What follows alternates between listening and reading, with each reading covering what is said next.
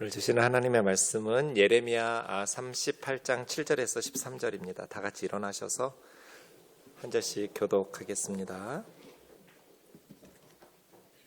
왕궁 넷이 굿수인 에벤멜렉이 그들이 예레미야를 구덩이에 던져 넣었음을 들으니라. 그때 왕이 베냐민 문에 앉았더니 에벤멜렉이 왕궁에서 나와 왕께 아뢰어 이르되 내 주 왕이여, 저 사람들이 선지자 예레미야에게 행한 모든 일은 악하니이다.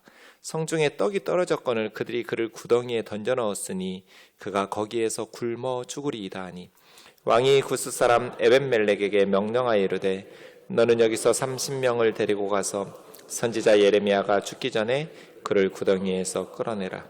에벤멜렉이 사람들을 데리고 왕궁 곳간 밑방에 들어가서 거기에서 헝겊과 낡은 옷을 가져다가 그것을 구덩이에 있는 예레미야에게 밧줄로 내리며, 구스인 에벤멜렉이 예레미야에게 이르되 당신은 이 헝겊과 낡은 옷을 당신의 겨드랑이에 대고 줄을 그 아래에 대시오. 예레미야가 그대로 하매 같이요. 그들이 줄로 예레미야를 구덩이에서 끌어낸지라. 예레미야가 시대 뜰에 머무니라. 아멘. 자리에 앉아서 기도하겠습니다. 우리를 사랑하시는 하나님 아버지, 오늘 또 말씀 앞에 서게 하심을 감사합니다. 성령께서 이 시간 주의 진리의 말씀으로 우리의 신앙과 삶을 새롭게 하여 주옵소서. 미련한 종을 주님 손에 맡기옵고 예수님의 이름으로 기도하옵나이다. 아멘. 외부의 공격으로 공동체가 사라질 위기적 상황에서 성도들은 위로와 격려의 말씀 듣기를 갈망하겠죠. 그런데 하나님은 심판의 말씀을 주세요. 그때 설교자는 어떻게 해야 될까요? 이것이 예레미야가 처한 상황이죠. 바벨론 군대의 침략으로 인해서 유다와 예루살렘이 사라질 위기적 상황에서 예루살렘 백성들은 하나님의 위로와 격려의 말씀을 듣기를 갈망하고 있어요. 예레미야도 알아요. 그런데 하나님께서는 선지자에게 심판의 말씀을 주세요. 그때 하나님의 말씀을 전하는 설교자는 어떻게 해야 할까? 본문 앞에 있는 38장 1절에서 7절을 좀 보겠습니다. 1절에 보면 4명의 왕의 고위 관료들이 나옵니다. 이 4사람의 왕의 고위 관료들이 예레미야가 모든 백성들에게 전하는 하나님의 말씀을 들었어요. 예레미야의 메시지는 2절과 3절에 나와 있는데, 여호와께서, 그리고 여호와께서 2절에서도 3절에서도 이 말씀은 내 생각이나 판단이 아니라 여호와께서 나에게 주시는 하나님의 생각, 하나님의 판단, 하나님의 말씀이다는 것을 강조하면서 여호와께서 이같이 말씀하시는데, 이 성 예루살렘에 머무는 자는 칼과 기근과 전염병에 죽으리니. 그러니까 예루살렘을 지금 바벨론 군대가 포위하고 있었거든요. 바벨론 군대가 1년 6개월 동안 포위하고 예루살렘을 함락했는데 그때예요, 지금. 그런데 이 성에 머문다는 건 뭐예요? 끝까지 바벨론 군대와 저항하면서 맞서 싸우는 사람들이겠죠? 너희가 지금 바벨론 군대와 끝까지 머물러 싸우기로 작정하면 칼과 기근과 전염병으로 죽을 것이다. 바벨론 군대의 칼에 의해서 죽거나, 지금 성을 포위하고 에워싸고 있으니까 외부로부터 양식이 중단되고 차단됐잖아요. 그래서 기근은 굶어 죽는 거예요. 칼에 죽거나 굶어 죽거나. 예루살렘 성이 그 상황이면 뭐 방역이나 여러 가지 위생시설이 갖추어져 있지 않았을 테니까 그 시대에는 바이러스나 세균 감염에 의해서 전염병으로 많은 사람이 또 희생되겠죠. 이 칼과 기근과 전염병은 전쟁으로 인한 참화예요. 끝까지 바벨론 군대와 맞서 싸우겠다고 저항하면 칼이나 기근이나 전염병으로 죽을 것이다. 그럼 어떻게 하라는 거예요? 갈대아인 바벨론 군대에 항복하라는 거예요. 지금이라도 성문을 열고 바벨론 군대에 투항하고 항복하면 목숨은 건질 것이다. 전쟁 중에 노략물을 얻는 것처럼 그 아무리 위험한 상황에서도 자기 생명만큼은 건질 수 있을 테니까 항복하라는 거예요. 왜 2절처럼 이야기하냐면 3절 때문이에요. 하나님께서 이미 이 성은 바벨론 왕의 군대의 손에 넘기셨다. 이스라엘은 아무리 열심히 기도하고 아무리 열심히 지혜를 다해서 싸워도 이 전쟁에서 승리할 수 없다. 왜? 하나님께서 이 성을 반드시 바벨론 왕의 손에 넘긴다고 말씀하셨다. 그러니 바벨론 느부갓네살 왕이 이 성을 차지하게 될 것이다. 이 3절 하나님께서 결정하신 것 때문에 2절처럼 하라는 거예요. 끝까지 성에 남아서 싸우겠다고 하는 사람은 칼에 죽든지 굶어 죽든지 전염병으로 죽든지 할 테니까 빨리 항복해라. 그럼 살 거다. 목숨은 건질 거다. 이 말씀을 4명의 왕의 고위 관료들이 백성들에게 전하는 메시지 예레미야의 설교를 들었어요. 이 고위 관료들은 어떻게 할까요? 4절에 보면 4사람의 고관들이 시드기야 왕에게 가서 예레미야라고 이름도 부르지 않고 선지자라고 직분으로 부르지도 않아요. 이 사람 이렇게 2번 말해요. 예레미야 선지자라고 부르는 에벤멜렉하고 비교가 돼요. 그러니까 이 사람 함으로써 이 표현 자체가 예레미야에 대한 강한 증오심이 들어있죠. 이 사람을 가만두면 안 됩니다. 죽여야 됩니다. 예레미야를 죽이소서. 왜요? 예레미야가 백성들에게 샬롬을 전하지 않고 재난을 구하고 있습니다. 지금 힘겹게 바벨론 군대와 싸우는 군인들의 사기와 백성들의 사기를 떨어뜨리고 있습니다. 격려와 위로의 말씀, 하나님의 승리의 말씀을 외쳐주어도 지금 강대국이 침략해서 힘겹게 버티면서 싸우고 있는데 계속해서 예레미야가 저렇게 떠들어대는 것을 방치하면 군인들의 사기는 점점 떨어질 것이고 백성들도 의기소침하고 낙심하게 돼서 백성들도 사기가 떨어집니다. 그러니 예레미야를 죽이소서. 이게 4명의 고위 관료들이 시드기야 왕에게 요청한 거예요. 왕이 어떻게 응답했을까요? 5절입니다. 시드기야 왕이 보라 그가 너희 손안에 있느니라. 왕은 조금도 너희를 거스를 수 없느니라. 이때 시드기야는 자기 뜻대로 무엇을 할 수 없었어요. 유약한 왕이었어요.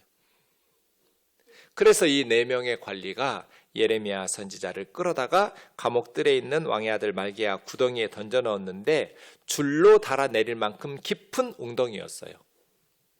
깊은 진흙 구덩이. 물은 없었지만 진흙으로 진창이 되어 있는 그런 진흙 구덩이에 푹 빠져 있게. 이것을 예레미야 선지자가 당한 것이죠.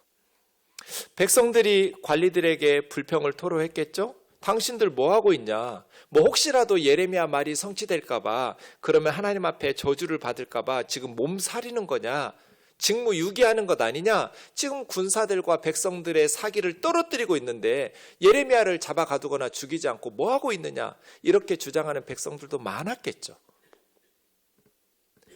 그러니 예레미야가 전하는 하나님의 말씀은 누구도 원치 않는 말씀이었기 때문에 고위 관료들이 백성들을 이렇게 눈치를 살피지 않을 수도 없어요.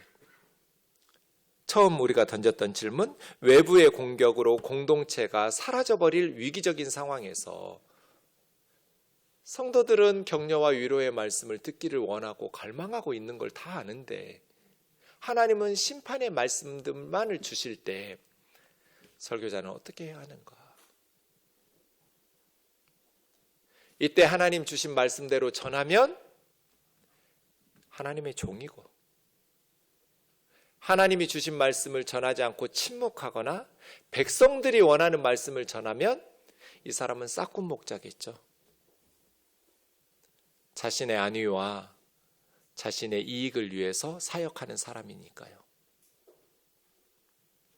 이것이 지금 예레미야의 딜레마예요. 그래서 예레미야는 20장에서 내가 말할 때마다 외치고 파멸과 멸망을 선포하니까, 하나님이 그런 말씀만 주시니까요. 내가 외치는데 파멸과 멸망을 선포하는 메시지를 전하니까 종일토록 하나님의 말씀 때문에 내가 백성들에게 치욕과 모욕거리가 됩니다. 누가 예레미야를 좋아하겠어요? 예레미야는 입만 열면 파멸과 멸망을 선포하는데, 그래서 종일토록 백성들이 예레미야에게 조롱하고 치욕하고 욕하고 매국노라고 저주하고 비난하죠. 저는 빨리 죽이지 않고 뭐 하느냐고 백성들이 외치죠. 그래서 예레미야가 너무 괴로워요. 스스로 다짐도 해요. 내가 다시는 하나님이 주신 말씀을 선포하지 않을 것이다. 하나님의 이름으로 말하지 않을 거라고 작정을 해요. 근데 그러고 나면 속에서 천불이 나요. 마음속에서 불 붙는 것 같아가지고 골무에 사무쳐서 답답해서 견딜 수가 없는 거예요. 하나님이 주신 말씀을 외치면 종일토록 백성들에게 조롱과 모욕거리가 되고, 그래서 나 말씀 이제는 전하지 않을 거야, 하나님이 주신 말씀 선포하지 않을 거야 라고 입을 닫고 있으면 막 속에서 불 붙는 것 같아가지고 답답해서 전하지 않을 수 없어요. 왜요? 예레미야 4장 19절 우리 같이 읽겠습니다. 시작. 슬프고 아프다. 내 마음속에 아프고 내 마음이 답답하여 잠잠할 수 없으니 이는 나의 심령이 나팔 소리와 전쟁의 경보를 들음이로다. 백성들이 망하든 말든 뭐 관심이 없거나, 그래 너희들 그렇게 말해도 안 들으니까 나 미워하고 욕하고 비난하고 저주하니까 차라리 망해라, 뭐 이런 마음이 있었으면 답답하지 않겠죠. 그런데 예레미야도 지금 슬프고 아파요. 왜 예레미야의 마음이 아프고 예레미야의 속이 답답해서 잠잠할 수 없어요? 왜 견디지 못할 만큼 답답해요? 지금 바벨론 군대에 침략하는 소리가 환청으로 들리는 것 같아요. 예레미야는 그걸 알잖아요. 하나님이 말씀하셨으니까. 그래서 예레미야가 눈물의 선지자예요. 이스라엘 백성들에게 재앙이 올 것을 미리 하나님으로부터 말씀을 통해서 받은 예레미야는 가슴이 답답하고 너무나 슬프고 아팠어요. 나라를 사랑하니까, 백성들을 사랑하니까. 예레미야도 애국자예요. 자기 동족 이스라엘이 멸망하지 않기를 원하는데 그들의 죄로 말미암아 하나님께서 북방에서 바벨론의 군대를 보내셔서 이스라엘을 심판하시겠다는 말씀을 주셔서 그 말씀을 전하니까 예레미야는 너무나 아파서 울면서 하나님 앞에 눈물로 기도해서 눈물의 선지자잖아요. 하나님께서 기도하지 말라고 하시는데도 예레미야는 계속 울면서 기도하잖아요. 그러면서 말씀을 전하는 거예요. 하나님이 주신 말씀을. 그런데 백성들은 듣기 싫으니까 죽이라고 외치는 거예요. 그래서 말씀을 전하는 말씀의 일꾼들은 갈라디아서 1장 10절 말씀을 명심해야 돼요. 같이 읽겠습니다. 시작. 이제 내가 사람들에게 좋게 하랴 하나님께 좋게 하랴 사람들에게 기쁨을 구하랴 내가 지금까지 사람들의 기쁨을 구하였다면 그리스도의 종이 아니니라.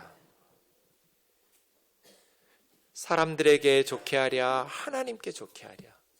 바울이 다 알고 있어요. 바울이 사람들이 원하는 메시지를 전하면 그렇게 박해를 받고 매를 맞고 감옥에 갇힐 필요가 없어요. 그런데 내가 사람들에게 좋게 하랴 하나님에게 좋게 하랴 사람들에게 기쁨을 구하랴, 지금까지 내가 사람들의 기쁨을 구했다면 나는 그리스도의 종이 아니지.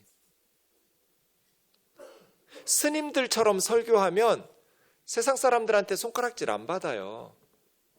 그냥 절에 다녀도 좋고 교회 다녀도 좋고 성당에 다녀도 좋고 어떤 종교든 그냥 착하게 살고 양심껏 잘 살면 극락이든 천국이든 간다. 신부님들처럼 설교하면, 스님들처럼 설교하면 싫어할 사람이 없어요. 그런데 그건 사람들이 원하는 메시지예요. 천하 인간에게 구원을 얻을 만한 이름을 주신 적이 없어요. 오직 예수 그리스도만 우리 죄를 위해서 십자가에서 하나님의 저주와 심판을 받으셨기 때문에 예수 그리스도의 십자가와 부활의 복음 외에는 구원의 가능성이 제로예요. 종교다원주의는 잘못된 거예요. 사람들 속이는 거예요. 착각하게 만드는 거예요. 오직 예수 외에는 구원의 길이 없어요. 사람들이 원하는 거 알아요.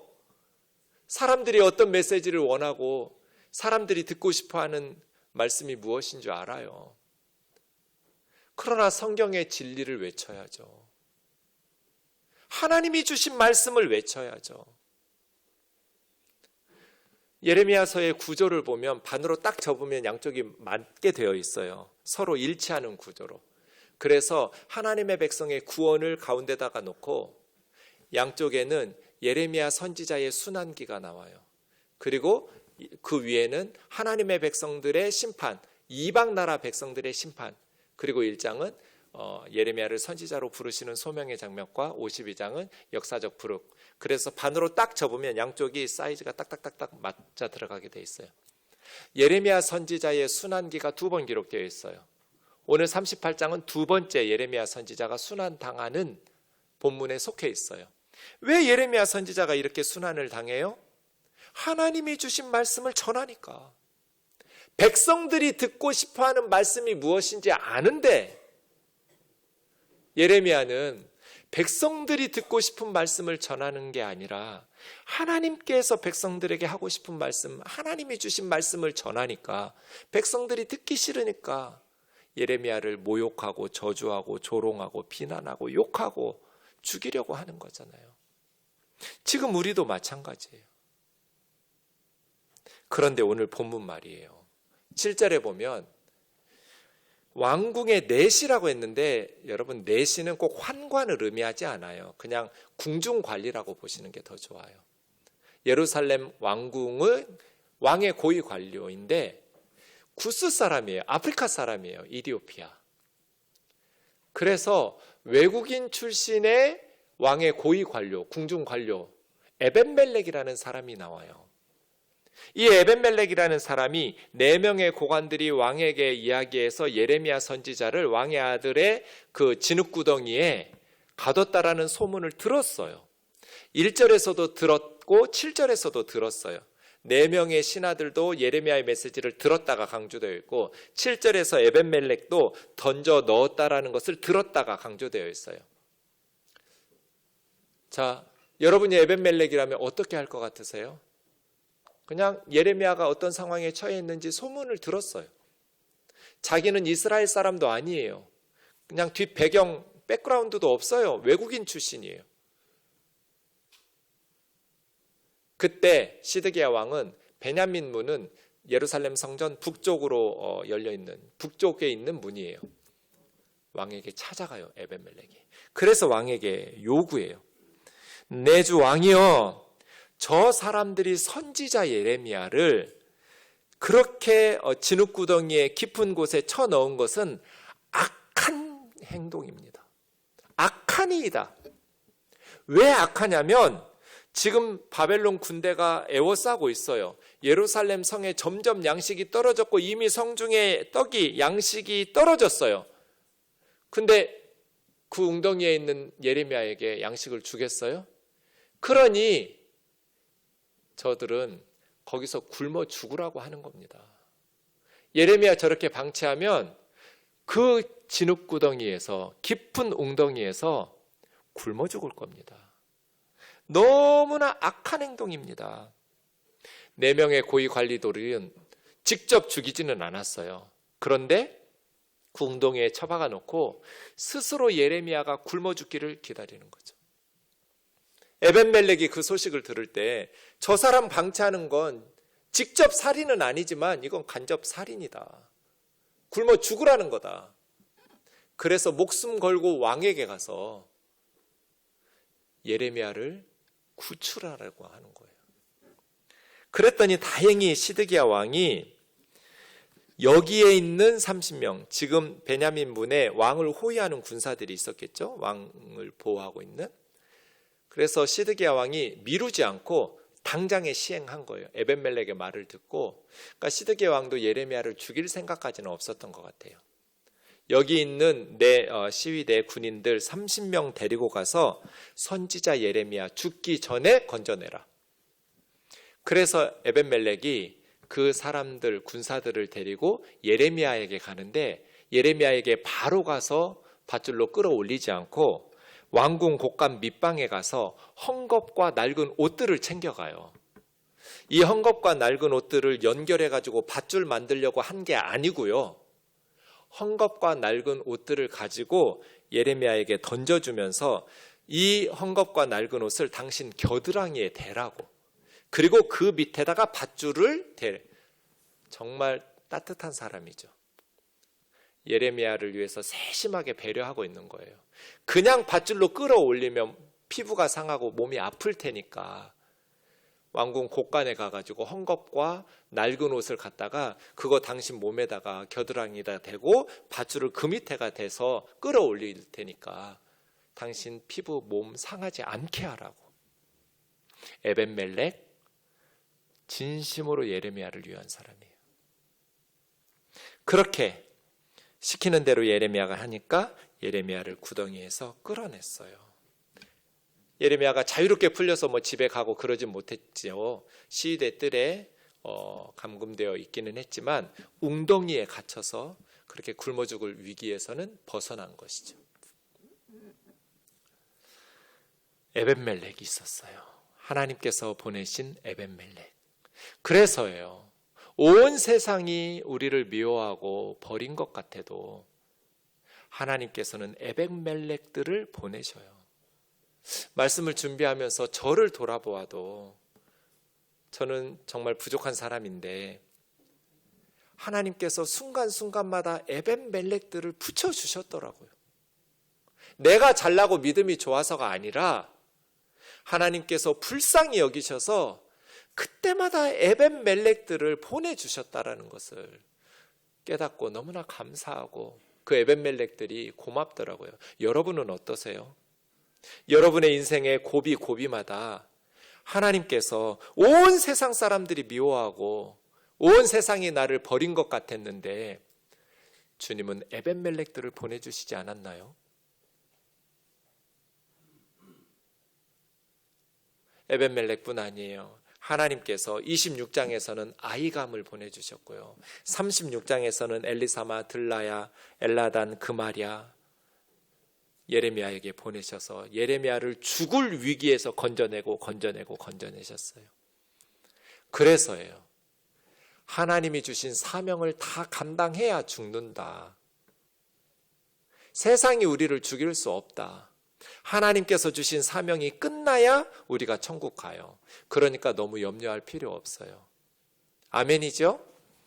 하나님이 주신 사명이 감당되고 끝나야 우리가 주님 앞에 갈 테니까 세상 두려워할 필요 없어요. 왜요? 4명의 고위 관료들과 백성들은 죽이려고 했지만 하나님은 에벤멜렉을 보내셔서 살리셨어요. 사랑하는 자매 형제 여러분, 하나님이 우리의 삶의 주인이세요. 제가 우리 목회자들에게 가끔 하는 말이에요. 영화 대사죠. 우리가 돈이 없지 가오가 없냐? 성도들 눈치 보지 마라. 하나님 주신 말씀 그대로 전해라. 희석시키지 마라. 가감하지도 마라. 그것이 진짜 우리 교우들을 사랑하는 거다. 우면동 교회가 우리한테 돈을 얼마나 많이 줘가지고 우리가 눈치를 봐야 돼요? 돈 얼마 주지도 않는데. 성도들 눈치를 왜 보냐 우리가. 그러려면 목회를 뭐하러 하냐. 돈 벌지. 우리가 교우들을 사랑한다면 교우들이 듣고 싶은 말씀이 아니라 하나님이 우리에게 주신 성경의 말씀을 그대로 전하자. 우면동 교회에서 주님 오시는 그날까지 하나님의 말씀이 왜곡되지 않고 희석되지 않고 바르게 전해지기를 주의 이름으로 축원합니다. 에벤멜렉을 보내주세요. 목회자들뿐 아니에요. 여러분도 그래요. 세상 별거 아니니까 쫄지 마세요. 제발. 세상이 여러분에게 주는 게 뭐가 있어요? 다 하나님이 주시는 거지. 세상이 우리를 어떻게 할 거예요? 겁먹지 말고 하나님의 자녀답게 하나님이 주신 말씀대로 정직하고 진실하게 신앙 타협하지 말고 사람들 눈치 보고 비겁하게 하지 말고 용기 있게 주님의 제자답게 예레미야처럼 에벤멜렉처럼 하나님의 사람답게 살아갈 수 있기를 원합니다. 예레미야 39장, 이 에벤멜렉에게 하나님께서 어떻게 복을 주실까요? 예레미야가 감옥들에 있을 때 이제 망하기 직전입니다. 너 굿수인 에벤멜렉에게 가라. 가서 내 말 좀 전해라. 만군의 여호와 이스라엘 하나님 말씀에 이 성 예루살렘은 재난을 내리고 복을 내리지 아니하리라는 나의 말이 그날에 너의 눈앞에 펼쳐지고 응답되고 성취되는 거 네가 볼 것이다. 에벤멜렉아, 이 성은 반드시 무너질 것이다. 그런데 내가 그날에 너를 구원할 거야. 예루살렘 성이 바벨론 군대에 의해서 무너질 때, 재난을 받을 때 내가 반드시 너를 구원해낼 거다. 에벤멜렉 너를. 네가 두려워하는 사람들의 손에 넘겨지지, 적군의 손에 넘겨지지 않을 것이다. 왜? 내가 반드시 너를 구원할 것인즉. 여리고가 무너질 때 라합의 가족이 구원받았듯이 예루살렘이 함락되고 무너질 때 에벤멜렉이 라합처럼 구원받아요. 네가 칼에 죽지 않을 것이다. 바벨론 군사들의 칼에 너는 죽지 않을 거야. 내가 반드시 너를 구원해낼 거야. 노량물같이 너의 목숨을 얻을 거야. 왜요? 이는 네가 나를 믿었기 때문에. 에벤멜렉이 그렇게 목숨 걸고 왕에게 가서 예레미야를 구출해낼 수 있었던 것은 에벤멜렉은 하나님을 믿었어요. 그래서 다들 무너지고 멸망하는 과정 속에서도 에벤멜렉이 구원을 받았어요. 오늘 말씀을 통해서 좀 두 가지 정도를 우리 상황에 적용해서 생각해 보려고 해요. 첫 번째는 예루살렘이 왜 멸망했느냐 하는 거예요. 왜 하나님께서 예루살렘을 바벨론 느부갓네살 왕의 손에 넘기시려고 하시는가? 예루살렘은 왜 멸망했을까요?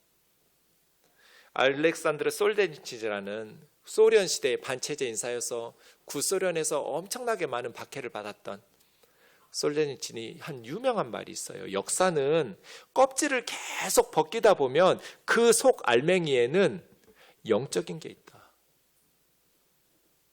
역사의 껍질을 계속해서 벗겨내다 보면 알맹이는 영적인 것이다.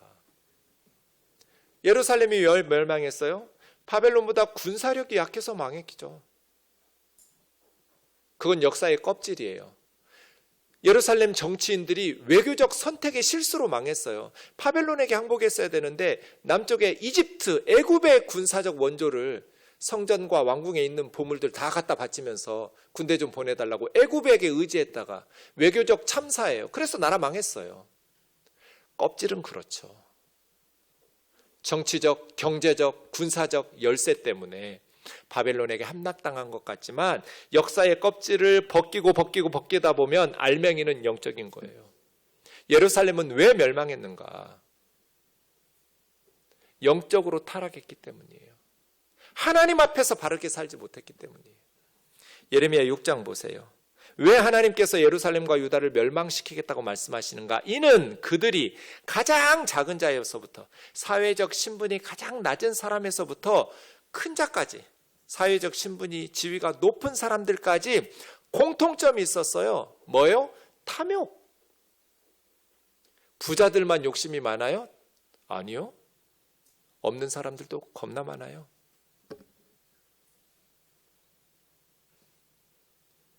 그 사회의 작은 자부터 큰 자까지 성실히 땀 흘려서 내가 수고하고 노력한 대로 먹으려고 하지 않고 정직하게 살면 바보 취급당해요.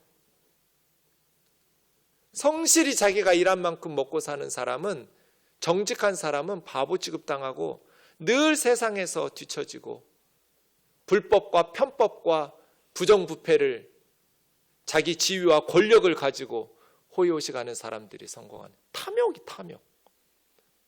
사람들의 마음이 이렇게 삐뚤어졌으면 제사장들과 선지자들이 하나님의 말씀을 바르게 전해서 백성들의 생각을 바로잡아줘야 되는데 선지자들도 제사장들도 다 거짓말하는 거예요.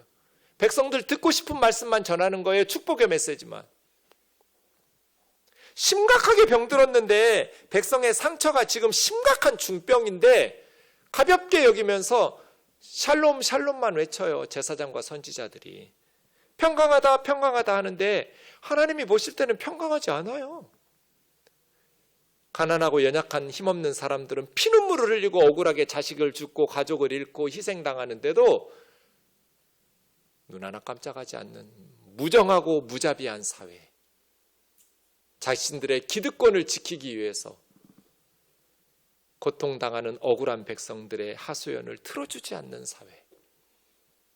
그런데도 선지자들과 제사장들, 영적인 지도자들은 축복을 외쳐대고 거짓말하는, 백성들이 듣고 싶은 말씀을 들어서 그들이 주는 것으로 호의호식하는, 이게 영적인 문제예요. 심각한 게 15절이에요. 영적인 타락은 윤리적인 타락하고 연결되어 있어요. 그들이 가증한 일을 행할 때 부끄러워하였느냐? 가증하다라는 것은 우상숭배, 영적인 타락과 윤리적인 타락을 가증하다고 그래요. 하나님께서는 가증해서 막 토하고 싶은데, 그런 가증한 일을 행할 때 하나님의 백성들이라는 사람들이 가증한 일을 행할 때 부끄러워하고 얼굴이 붉어졌는가? 아니라 조금도 부끄러워하지 않을 뿐 아니라 얼굴도 붉어지지 아니하였느니라. 여러분 지난 한 주 청문회 보셨죠? 얼굴도 붉어지지 않아요. 그렇게 거짓말을 해대는데도. 부끄러워해야 되는데 부끄러워하지를 않아요. 백성들을 우습게 여겨요. 조금도 부끄러워하지 않아요. 부끄러워할 줄도 몰라요. 얼굴에 철판 깔았어요. 얼굴 색도 변하지 않아요. 그렇게 거짓말을 하는데도. 그러므로 그들이 엎드리는 자와 함께 엎드러질 것이다. 내가 그들을 벌할 것이다. 영적인 타락이잖아요. 32장 보세요. 그들이 등을 내게 돌리고 얼굴을 내게로 향하지 아니하며 내가 그들을 가르치되 끊임없이 가르쳤는데도 그들이 교훈을 듣지도 않고 받지도 않고, 하나님께서 계속 끊임없이 선지자들 보내셔서 가르치는데도 하나님 말씀을 들으려고 하지도 않아요. 하나님의 이름으로 일컬어지는 집은 예루살렘 성전이죠. 성전을, 자기들의 가증한 물건들을 세워놔서 하나님의 집을 더럽혀요. 가증한 건 우상숭배예요. 예루살렘 성전에다가 하늘의 1월 성신에게 예배하는 제단을 만들어요. 그리고 우상들에게 분향하는 분향단을 만들어요. 예루살렘 성전 안에다가. 어떻게 이럴 수가 있어요? 하나님을 믿는다는 사람들이 어떻게 성전에다가 가증한 물건들을 세우냐고요. 그렇게 더럽히냐고요. 그런데 우리 우면동교회 예배당 안에는 가증한 것들이 없어요? 우리 안에는 탐욕과 거짓이 없어요? 하나님을 믿는다고 말하면서도 하나님은 눈에 안 보이니까, 불안하니까 돈을 더 믿고 권력을 더 믿고, 그래서 탐욕 부리고 거짓말하고, 큰 교회 만들어서 자식에게 세습하고, 믿음으로 살라고 말하면서 잔뜩 교회에서 돈 가져가고, 교회 돈 함부로 쓰고. 우리 안에는 가증한 것들이 없냐고요. 그래서 하나님의 이름으로 일컫는 하나님의 집에 자기들의 가증한 것 같다는 거 없는가? 자기 명예와 욕심과 사람들에게 인정받고 싶은 욕구와 자기 이름을 내고 싶은 그런 허망한 것들이 없어요? 35절 보세요. 흰놈의 아들 골짜기에 바알의 산당을 건축하였으며 아들들과 딸들을 몰래 앞으로 지나가게 하였느니라. 아들들과 딸들을 몰래 앞으로 지나갔다는 것은 살아있는 자기 딸들과 아들들을 불살라서 몰렉신에게 바쳤다는 거예요. 인신제사예요. 어떻게 자기 아들, 딸들을 불살라 바쳐요? 살아있는 아이들을. 이런 가증한 일을 행하여 유다로 범죄하게 한 것은 내가 명령한 것도, 하나님께서 이런 명령을 하신 적도 없고 하나님 마음속에 둔 것도 없다는 것은 내가 생각해 본 적도 없다는 뜻이에요. 하나님 생각에, 하나님 마음에 한 번도 상상해 보지 못했던 일이에요. 어떻게 하나님을 믿는 사람들이 아이들을 불살라 바치냐고요. 하나님이 명령하신 적도 없고 하나님 마음속에 생각해 본 적이 없는, 역사는 껍질을 벗기다 보면 결국 알맹이는 영적인 거예요. 이렇게 타락해서 하나님께서 역사의 주인이시기 때문에 하나님께서 바벨론의 군사를 데려다가 예루살렘 불지른 거예요.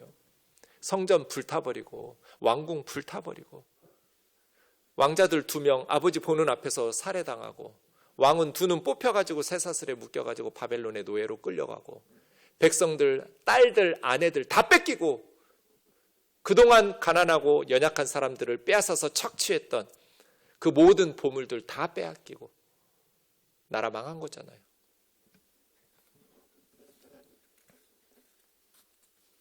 한국교회가 망하지 않으려면, 대한민국이 망하지 않으려면 영적으로 말씀 앞에 바로 서야 돼요. 하나님의 백성들이 바르게 살아야 돼요. 바르게 믿어야 돼요. 두 번째, 말씀을 듣는 자의 자격 조건이 있어요. 말씀을 듣는 우리는 어떤 자격이 필요할까요? 요한복음 7장과 8장을 초막절 논쟁이라고 그래요.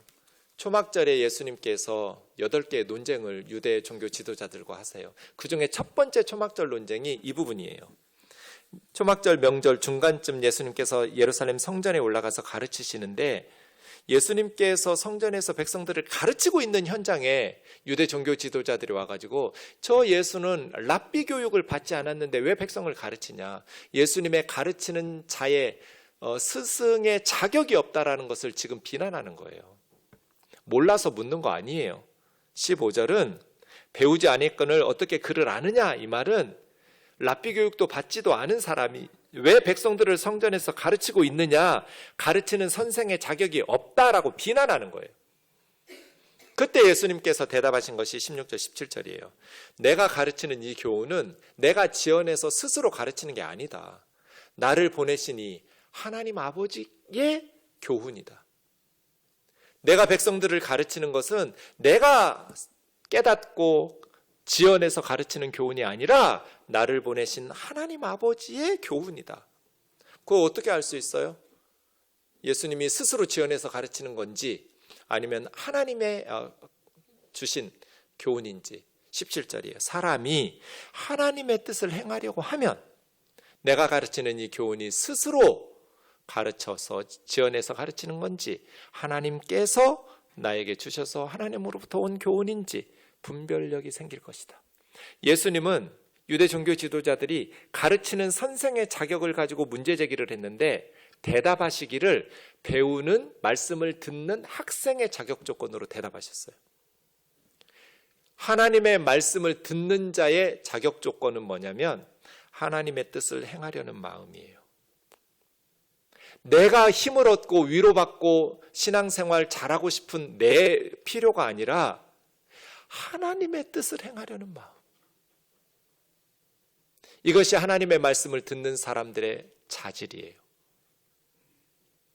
우리 우면동 교회에 하나님의 종들이 말씀을 전할 때마다 우리가 듣고 싶은 말씀이 아니라 우리 위로하고 격려하려고 하지 말고 우리 하나님의 뜻대로 살 수 있도록 설교해 달라고 요청해야 돼요. 설교자들에게. 우리 격려하려고 하지 말라고.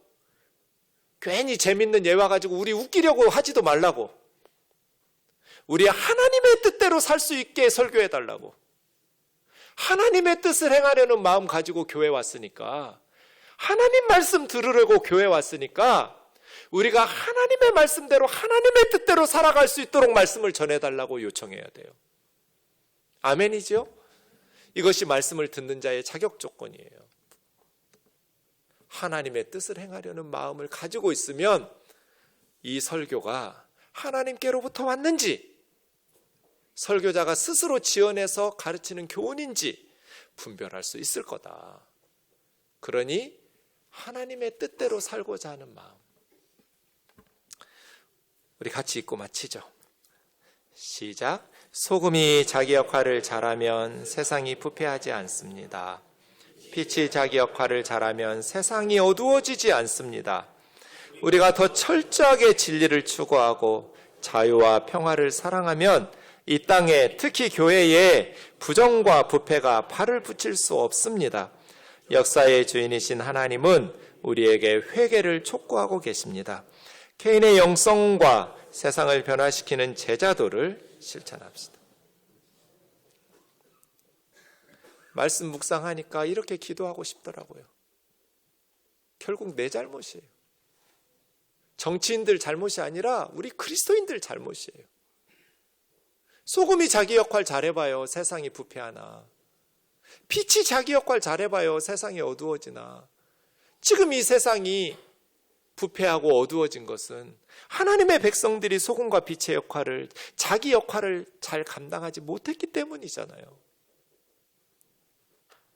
우리가 더 철저하게 진리를 추구하고 탐욕과 거짓이 아니라 하나님의 진리를 추구하고 자유와 평화와 정의를 사랑하면서 실천한다면 왜 세상이 부패하고 특히 교회가 왜 세습하고 성적으로 타락하고 윤리적으로 타락하겠어요?